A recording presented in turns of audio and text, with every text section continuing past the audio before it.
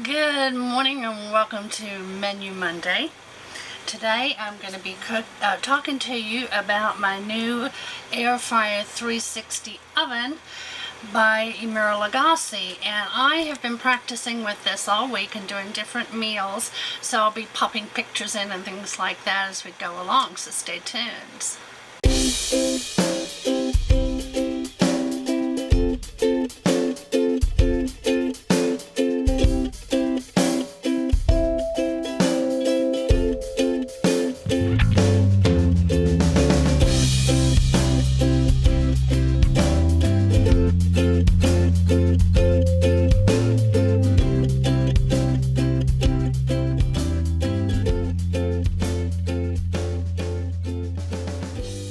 Purchased this about a week ago, week and a half maybe, and the plan was because I use the propane oven. I've learned how to use it. I love it, but when it's hot, it really heats up the camper. So in our other camper, I used all electric appliances, and of course they do get things done quicker than the propane. So I had a very small toaster convection oven, and I used that. I had a air fryer XL, you know, the big egg, I'm sure you've seen me cook with before, and a slow cooker. So this cooker right here does 9 different things. Find the functions, bear with me. It does all these things. It's an air fryer. It does toast, it does bagels, just like my toaster oven.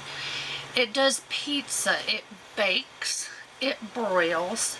It has a rotisserie function, which I haven't had a rotisserie oven since we left the sticks and bricks, and I loved that, but we just didn't have the room. It does slow cooker, it does roasts, it does dehydration. I've never dehydrated anything, but I'm certainly going to try it. Reheat, you know, a plate of food, and then a warm function, so if you've got something done, you know, say I've got it cooked and ready at 5 o'clock and Big Daddy's not getting home till 6, I can keep it on a keep warm function, which I think is just a low bake setting.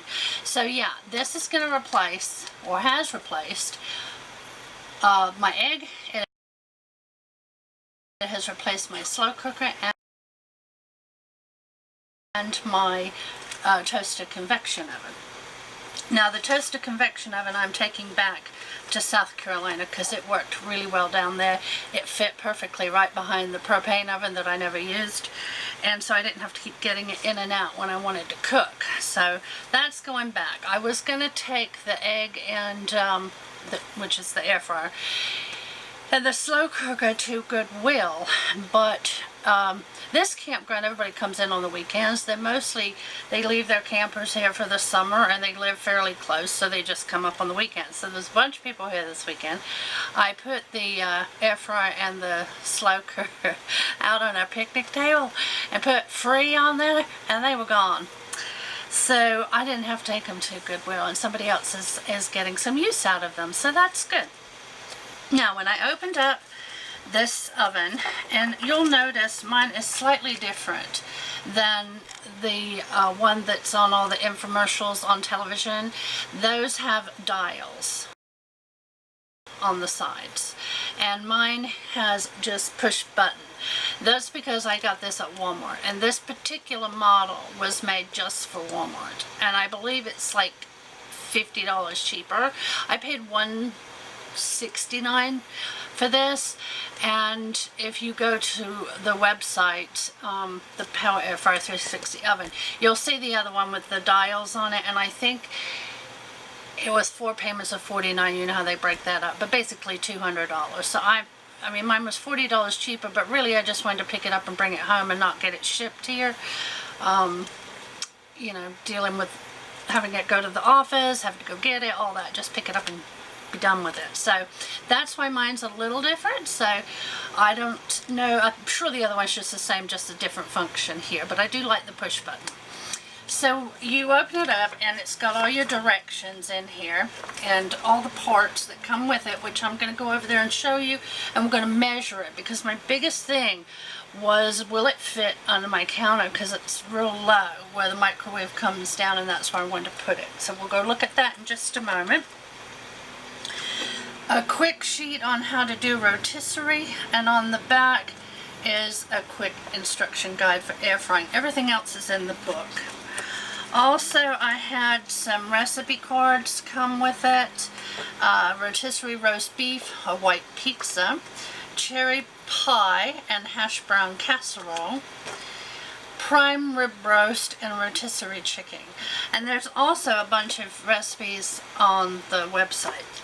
So I've been practicing. Like I said, I will insert some things that I've cooked and show you in just a moment. Let's get over to the oven and measure it for you and show you what came with it. Here is the oven, my tape measure. And pull it out just a tad so I can measure it up. So the width is 19¼ inches. The height is 10½ inches, and the depth is a little tricky because, let me show you, there's a bump out on the back, and this stops you from hitting the wall, but mine's angled, so I don't have to worry about that. But if you're putting yours flat against the wall, what I'm going to do is allow for the little bump out there.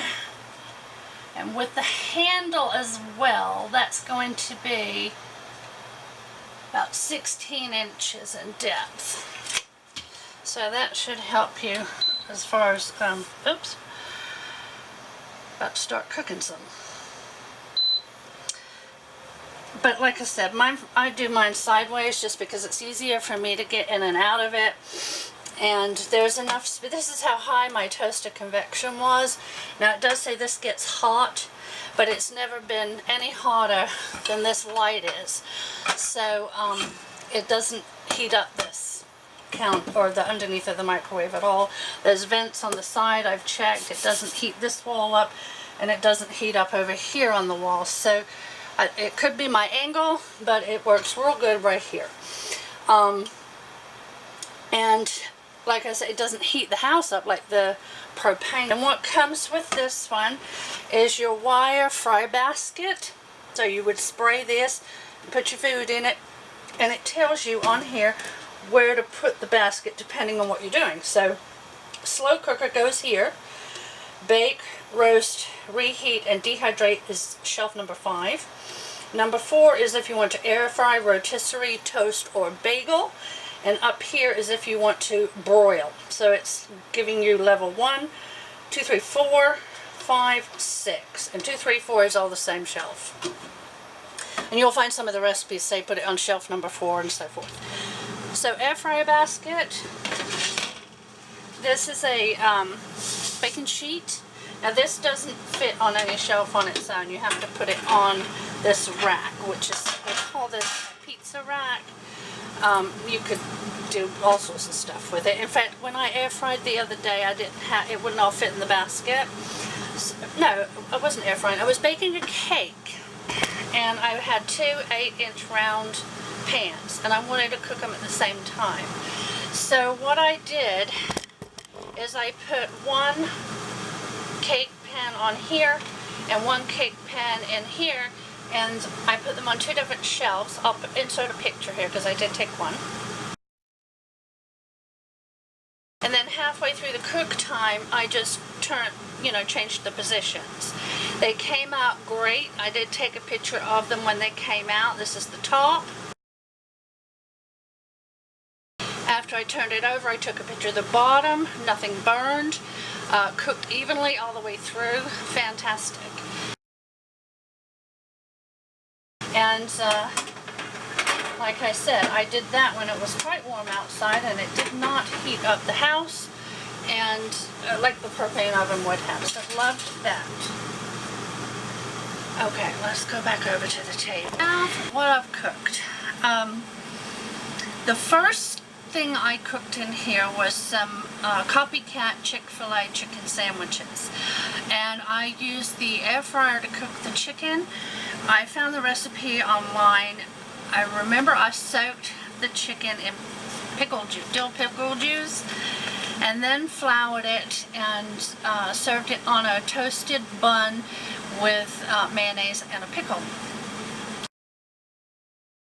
On the side I did french fries in there, and they turned out fantastic too. The next night, I'm looking down here because I've got pictures that I'm going to insert, and that way I remember what I did. So, the next night I did a sweet and sour pork with fried rice. The fried rice I cooked on the induction cooktop because I don't use the propane burners either in the summer. That was real good, and the sweet and sour pork, fantastic. I mean, it was tender, juicy, loved it. The next night I tried the rotisserie. Now, our favorite thing that we always cooked in the sticks and bricks when we had a rotisserie oven was a pork tenderloin. And I do often season my own. I've done some recipes that are in my playlist of food of a seasoned pork loin that I did, but this day I just got one of those that are already pre-seasoned. You just take it out of the bag, put it in the oven, and you're done. I think ours was herb and garlic. I'm going to insert that now. I'm going to show you how I put it on the rotisserie stick, put it in the oven. Also how it came out. It was tender and delicious. I let it sit for I think 10 or 15 minutes for the juices to settle, and then we cut into it. Was spot on. In fact, Big Daddy let a guy at work taste it, and he went out and bought the oven. So that tells you something, right? So what we're going to do is push the rod through the whole pork loin, and I have the spear like this already on this end, so I'm going to tighten that up. Now I'm going to put the spear on this end.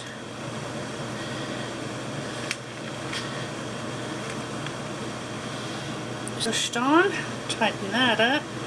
There are screws at each end. And now let me turn you around. It's already seasoned. This is a pre-seasoned one. It's garlic and roasted garlic and herb. So I'm not doing any personal seasoning on this.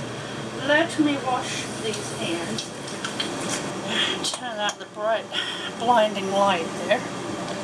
Okay, so we put this end in first, and then the other end has a little slide. Let me show you a close-up of that. This side is just a circle, so you push that in first, and this one has the slide down, so this goes in second.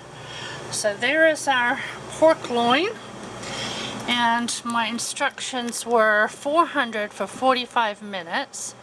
So first of all, we hit rotisserie.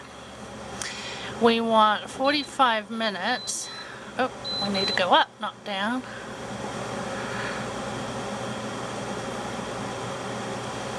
And 350. Oh. And then you hit start.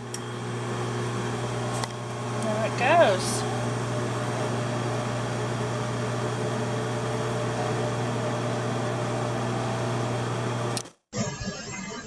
Okay, I apologize, but I had the air conditioning going on this part of the video and it was super loud.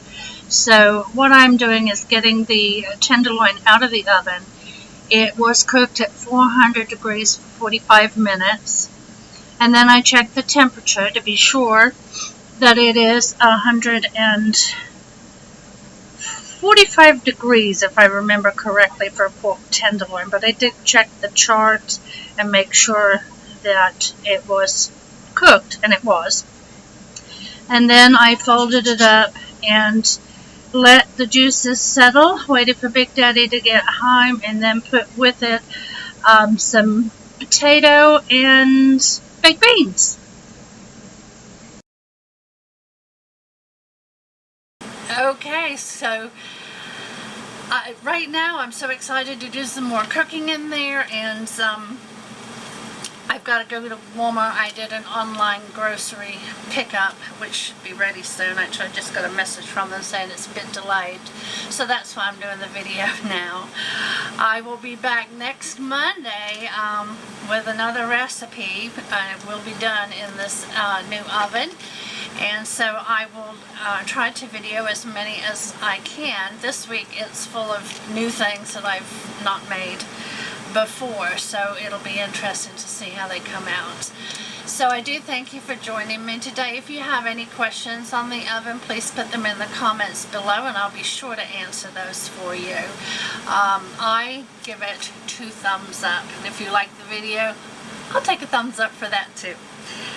So have a great week, and I'll see you again soon. Take care, guys. Bye-bye.